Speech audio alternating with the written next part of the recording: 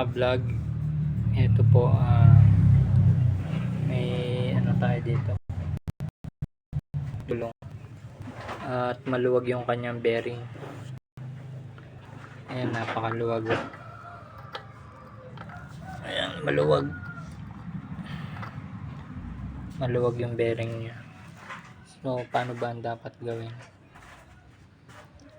Pwedeng yung pansamantala lang yun, natatanggal din yung nilalagyan nila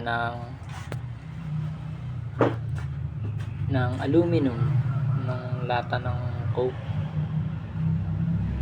mga aluminum. Pero sa akin po, eto, kikita nyo, inispatan ko siya ng welding para masikip, para pang matagalan talaga, magpipit siya. Ayan, sikip na kumpara dito sa isa, pakaluwag.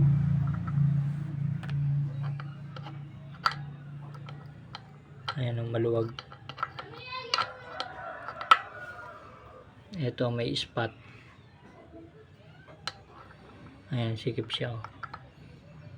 Ayan. Kaya isasalpak na natin.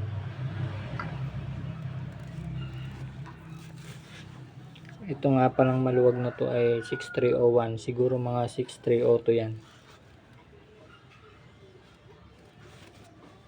Ang martilyo.